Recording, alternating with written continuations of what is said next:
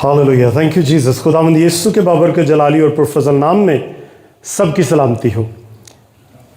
हम अपनी बाइबल्स को खोलते हैं और अगर आपके पास बाइबल नहीं है तो हम इसे गौर से सुनेंगे।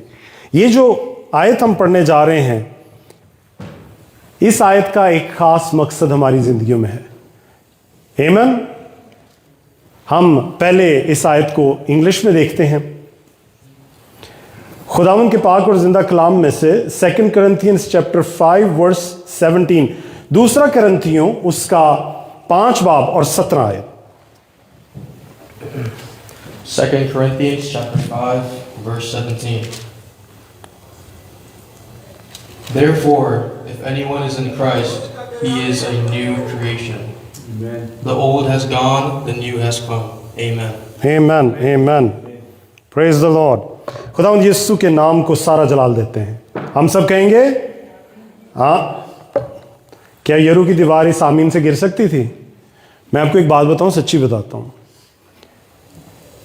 अभी हमने 2 गवाहियां सुनी, 3 गवाहियां सुनी। उन तीनों में एक चीज वाज़ेह थी और वो था खुदावंद का हाथ। आमीन। बगैर खुदावंद के हाथ के, उसकी मर्जी के कुछ नहीं हो सकता। हमने कभी बारिश होते देखी है? सबने देखी है। अगर जमीन की जरूरत ना हो, और वो जरूरत कैसे वो अपनी शो करती है जमीन? ग्रेविटी से। ग्रेविटी है ना, अगर ग्रेविटी ना हो तो बारिश जमीन पर गिरेगी? नहीं गिर सकती। सिस्टर अलवा ने एक बड़ी खूबसूरत बात की। उन्होंने कहा कि मुझे खुद जुस्तजू थी। मैं उधर बैठी हुई मसीह की जब फिल्म देख रही थी तो मेरे दिल में ये दर्द उठा मसीह के लिए। अगर इनकी वो ग्रेविटी नहीं होती, वो बारिश कभी ना होती। मैं माँ जी को, सिस्टर रमन को इनके डे 1 से जानता हूं, जब इन्होंने अपना आप खुदावंद यीशु को दिया।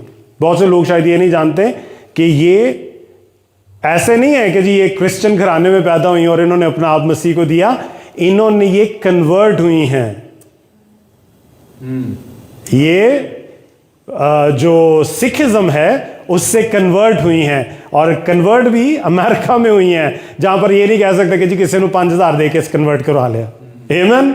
She converted to Jesus Christ because God wanted her to feel that water.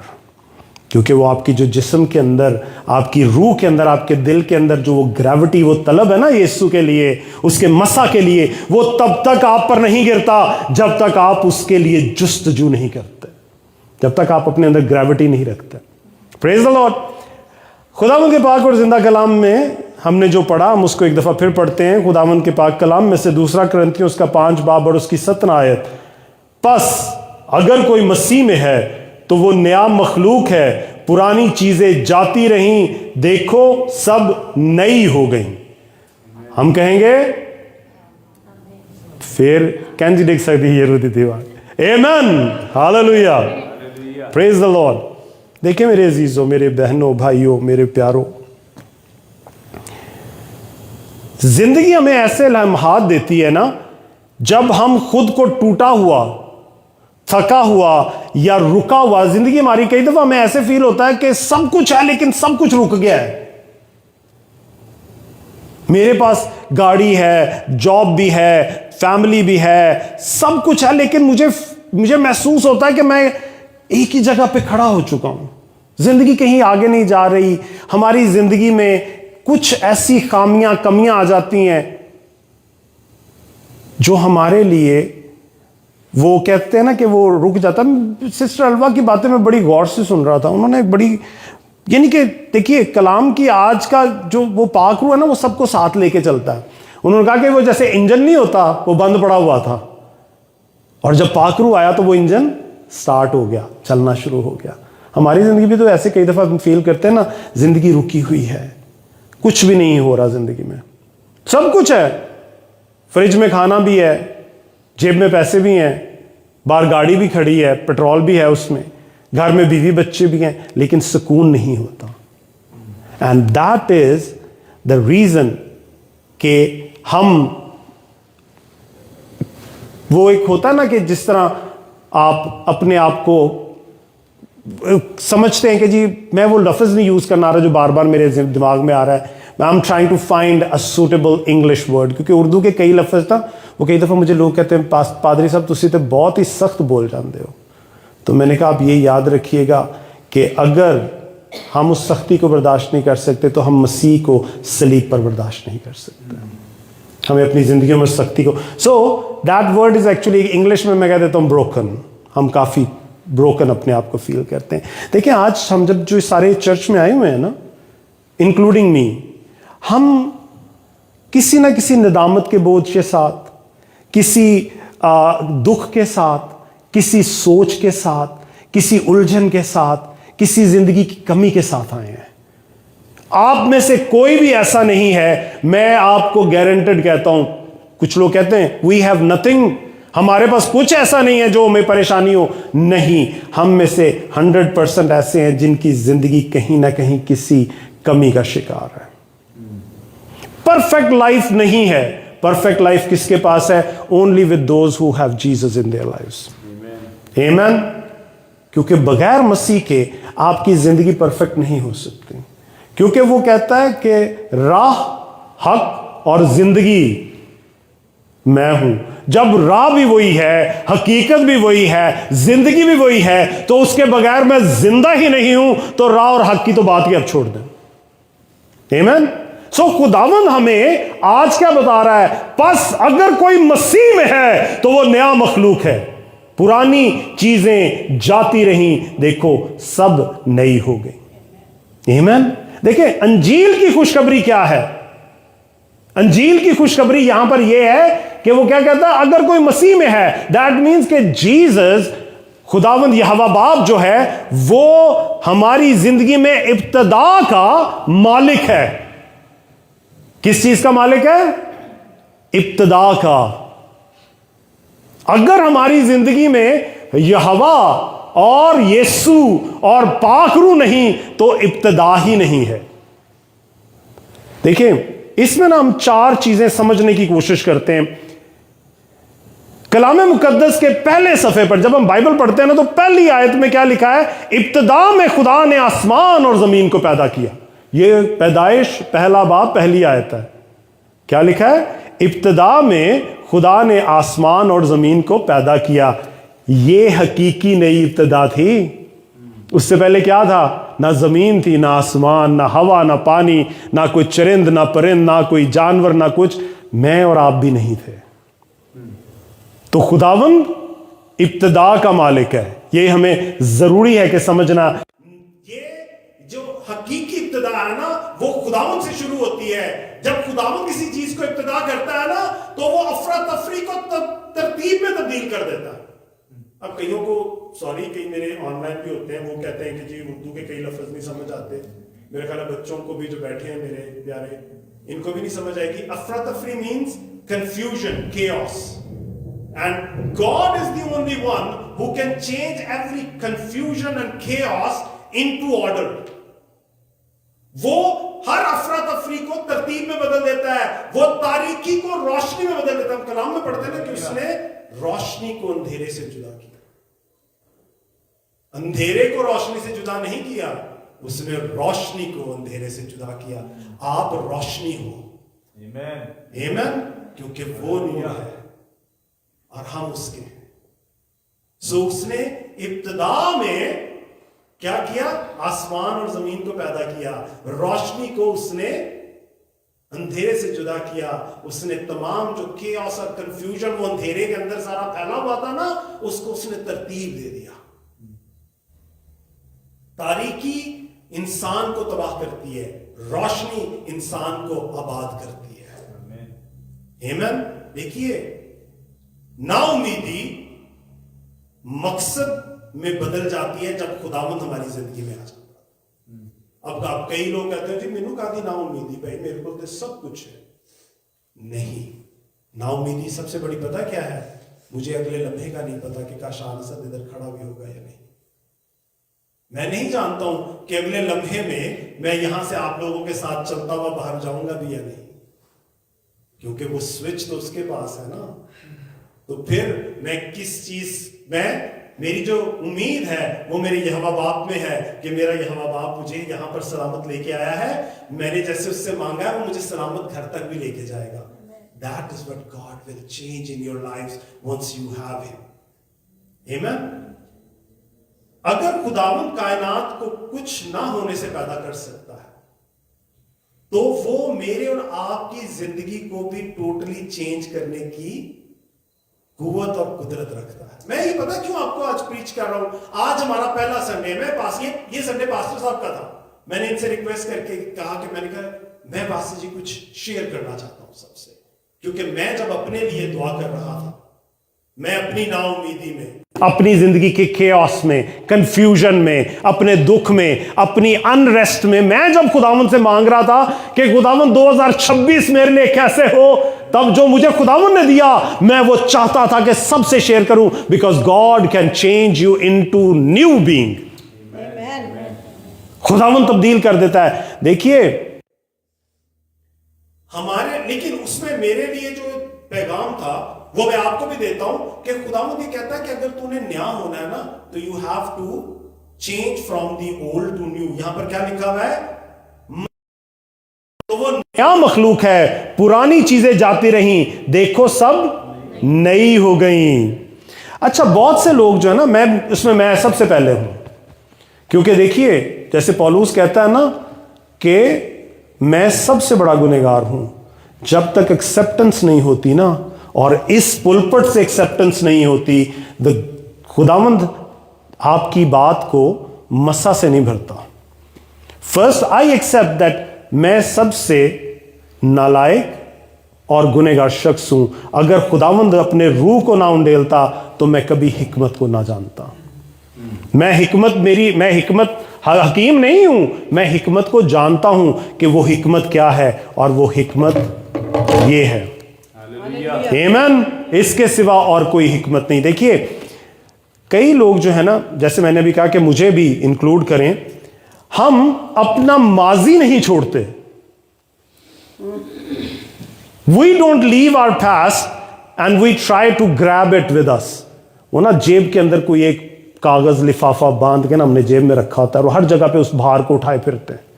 देखें, पुरानी आदतें, पुराने जख्म, पुराने गुनाह, हमारी शनाख्त पुरानी, हम उसको थामे रहते हैं, हम उसको जाने नहीं देते। मैं आपको सच्ची एक बात बताऊं, आप किसी से बात करें आज के दौर में, he doesn't want to let go of his past. मैं लोगों से रिक्वेस्ट करता हूं, मैं अपने पास्ट की, अपने बुरे वक्त की, अपनी आजमाइशों की, अपने दुखों की, अपनी मुसीबतों की कभी बात नहीं करता। खुदावंद का कलाम क्या कहता है? पुराना सब कुछ चला गया, और मैं जब तेरे गुनाहों को माफ करता हूं तो मैं फिर दोबारा उन चीजों को याद भी नहीं करता। वो आसमान से ऐसे चले जाते हैं जैसे बादल, कि वो फिर कभी नहीं आते। लेकिन हम पता क्या करते हैं? हम निहायती अफसोस के साथ मुझे ये कहना पड़ता है, हम पास्ट नहीं छोड़ते हैं। फलाना मेरे नाल इंज कर गया, फलाने ने मैनू इंज कर दिता, मैं उहदे नहीं इंज किया, उन्हें मैनू। देखिए वो जो करके गया है ना, आप क्या समझते? एक भेड़िया अगर आए, वो आपके बाजू से एक पीस मांस का उतार के लेके चला जाए, उसको दर्द होगा? दर्द आपको होगा। उसको तो मजा आ रहा है कि वो चबा रहा है वो आपके जिस्म के लोथड़े को। तो अगर हम किसी ऐसे भेड़िए को आज भी याद करते हैं और हम बार बार उसको छीलते रहते हैं अपने जख्म को, वो जख्म आपको नुकसान ही पहुंचाएगा, दर्द देगा। Let your past go, late Jesus do something new in your lives. जब तक गिलास खाली नहीं होगा, वो नई में से कैसे भरेगा?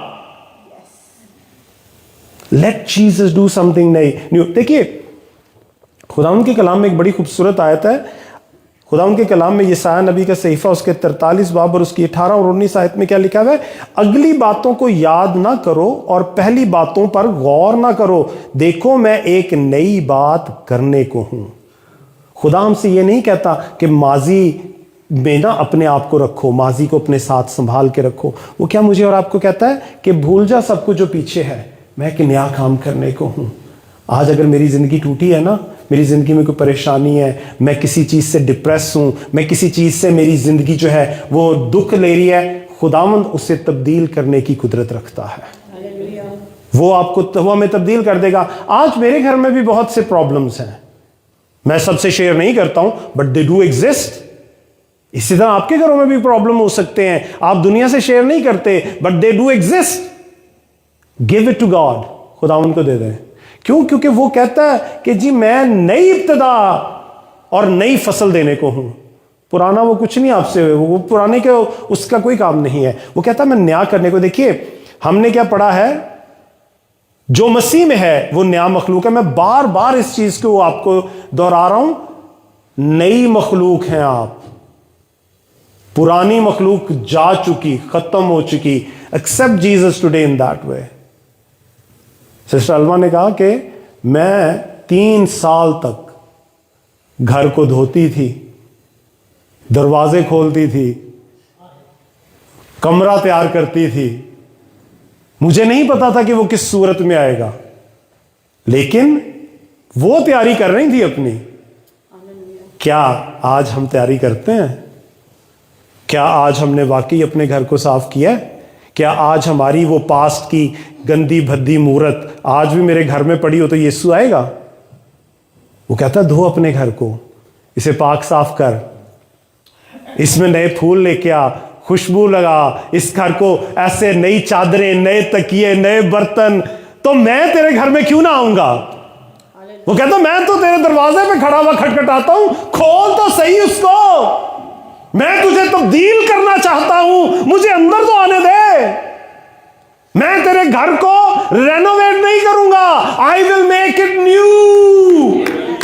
मैं हर चीज को नया कर दूंगा। So we have to let him in. हकीकी नई इब्तिदा आपके दिल से शुरू होती है। अगर आप अपना दिल खुदावंद को देते हैं ना, that is what he wants. उसको आपके कपड़े, आपकी जायदादें, आपके पैसा, आपकी गाड़ियां, आपकी दाय यकियां, इन चीजों की जरूरत नहीं है। वो कहता अपना दिल और अपनी रूह मुझे दे दे, and he will change everything around us. देखिए खुदावंद का ना जो कलाम है ये हमें हकीकत में बताता है कि what he can do new in our life. मैं इसलिए ये दे रहा हूं क्योंकि ये साल का पहला संडे है। अगर हम आज इस भेद को समझ लेना कि खुदावंद हमारी ज़िंदगी में क्या कर सकता है, तो हमारी ज़िंदगियां तब्दील हो जाएंगी। एमाल 3:19 में बहुत गौर से सुनिएगा, और ख़ास तौर पर मेरे साथ बहुत से बेटे बेटियां ऑनलाइन हैं और मुझे बाद में बड़े सवाल आते हैं, और बल्कि इस सवालों से मुझे याद आया, एक हमारी बड़ी प्यारी फैमिली है, वो जर्सी में रहते हैं, और आज से पीछे 6-7 महीने पुरानी बात है कि मैंने अचानक ही उनको कॉल की, और बेटी ने मुझे कहा, ये मैं क्यों बता रहा हूँ क्योंकि वो देखते हैं, वो हमेशा मेरे साथ ऑनलाइन होते हैं, और उनकी एक ख्वाहिश थी कि मैं उनका नाम लेकर बताऊँ। और बेटी अपर्णा है, और उनके भाई, उनका हस्बैंड जो है उसका नाम है विंसेंट। और 6-7 महीना पीछे मैंने उनसे कॉल की, तो चूँकि जब हम जर्सी में मैं चर्च करता होता था, तब एक दफ़ा उनसे मुलाकात हुई थी वहाँ पे। तो उन्होंने कहा कि जी वो हस्बैंड एंड वाइफ डिवोर्स के लिए जा रहे हैं। This is a very important thing to understand. और बेटी अपर्णा, मैं आपका शुक्रिया अदा करता हूँ कि आपने मुझे ख़ास तौर पर कॉल करके ये आपका और बेटे विंसेंट का नाम लेकर बताने के लिए कहा। देखिए अपने आप को सामने ऐसे हालात में लाना भी एक बहुत बड़ी गवाही है। तो मेरी बेटी अपर्णा से जब बात हुई तो मैंने उससे पूछा कि क्या हालत, मुझे कहती मुझे नहीं पता। तो मेरी बहुत महीनों से उनसे बात नहीं हुई थी। तो मैंने उसको कहा कि बेटा क्या हुआ, वो उर्दू नहीं बोलते। तो मैंने उसको कहा कि व्हाट हैपन। तो उसने मुझे आगे से बताया कि जी हम दोनों में कुछ प्रॉब्लम्स आ गई थी एंड वो सेपरेट हो गया, we are already in the court for divorce. मेरे लिए ये एक बड़ी दुख की बात थी। तो मैंने उसको कहा, मैंने कहा कि मैंने उसको थोड़ी इससे बातें की, तो मैं चाह रहा था कि मैं बेटे से बात करूं। मैंने उसको कॉल की, और मैंने जब उसको कॉल की तो वो नंबर आगे से डेड था। तो मैंने वापस बेटी को कॉल किया, मैंने कहा has he change his number? कहती है I will give you his new number. उसने मुझे नंबर नया टेक्स्ट किया, मैंने उसको कॉल की, उसने नहीं उठाया। खैर शाम में उसने मुझे कॉल वापस की क्योंकि मैंने अपना मैसेज छोड़ा। तो मैंने उसको कहा कि मैं तुम दोनों से मिलना चाहता हूँ। तो उसने मुझे एक बड़ी अच्छी बात की, उसने कहा कि जी वो अपर्णा ने मेरे लिए वो लिया हुआ है कोई ऑर्डर के मैं उसके करीब नहीं आ सकता। मैं कहा तू इसको फिक्र नहीं कर, God is going to do the miracle, तू भी आ जा, मैं उसको भी कॉल करता हूँ। तो मैं उन दोनों को मिला और उनको मैं लेके गया लाहौर होटल पे। उन्होंने मेरे साथ खाना खाया और उनसे बातचीत हुई। तो मैंने उनको कलाम की हिदायत के मुआफिक समझाया जो मुझे रूह ने उस वक्त गाइड किया। और उस रूह के वसीला से दिसंबर में उन दोनों ने अपना केस वापस ले लिया है। And they both have come back to their house. उनका 7 साल का 7.5 साल का बेटा है और वो जिस प्रोसेस में से गुजर रहे थे, they have come out of it. Amen. Something similar was going to happen to me and my wife as well. जब दुश्मन तोड़ने पे आता है ना, तब इसी तरह एक खुदावंद के बहुत स्ट्रांग खादम ने, अंकल डेविड ने, मेरी बीवी के साथ दुआ की और पूरी रात मैं बैठा हुआ परेशान रहा। And in the morning I ran back to my wife. I apologized for something that I didn't even know. She apologized to me और हम आज खुदावंद के घर में खिदमत कर रहे हैं। Amen. God can change everything, but until it won't happen that you don't let God work in your lives. मैं सिस्टर अलवा को मैंने 2 दफा बुलाया यहां पे। You know why? Because God wants her to do something. मैं सिस्टर अलवा आपसे कहूंगा, इरम आपसे कहूंगा, रमन जी आपसे, बेटी किम आपसे, फरजाना आपसे। मैं दुआ में था और मैंने चेहरे देखे हैं। You people are not giving God what He wants. I'm sorry, but this is a reality. Think, सोचें। मुझे खुदावन ने बताया है, लेकिन मैं बता नहीं सकता क्योंकि मुझे इजाज़त नहीं है, क्योंकि ये आपका और खुदा का मामला है। Think what God wants you to do. He will do a big miracle in your life. पहली मुनादी किसने की थी? मसीह की, मरियम मगदलीनी ने। She was the first preacher to come out and preach what has happened. वो पहली मुनाद थी जिसने ये जाकर प्रीच किया कि खुदावंद जी उठा है। क्या उसने किया था? जाकर उसने मुनादी की थी। आप लोगों तक मैसेज पहुंचा है, यूज करें इसको। देखिए मैं आपको एक बात बताऊं, खुदावंद अपने लोगों को इस्तेमाल करता है। मेरी बातों को कई दफा लोग जो है, मैं माफी चाहता हूं, I am not a conventional पादरी, मैं पादरी नहीं हूं। मैं हमेशा लोगों को कहता हूं कि मैं पास्टर नहीं हूं, मैं खादिम हूं। I am a servant of the Lord. और हम लोग भी गुमराह होते हैं, मैं भी गुमराह हुआ। मैंने अपने आप को जी एक तरफ लगा दिया। मेरी बीवी से बात हुई, हमने कहा जी हम ये करेंगे, हम इस तरह खुदा की खिदमत करेंगे, हम ऐसे करेंगे। God use pastor Salam to guide me. खुदावन ने पास्टर सालम को इस्तेमाल किया। ओ किधर जा रहा है? इधर आ, मैं तुझे किधर लेके जाना चाहता हूं। आज अगर मैं यहां पर खड़ा हूं, आप लोग यहां पर खुदा के घर में बैठे हैं, तो इसके पीछे वो हिदायत है जो पास्टर सालम के वसीले मेरे तक पहुंची। इसी तरह शायद आज खुदावन भी आपको हिदायत कर रहा है।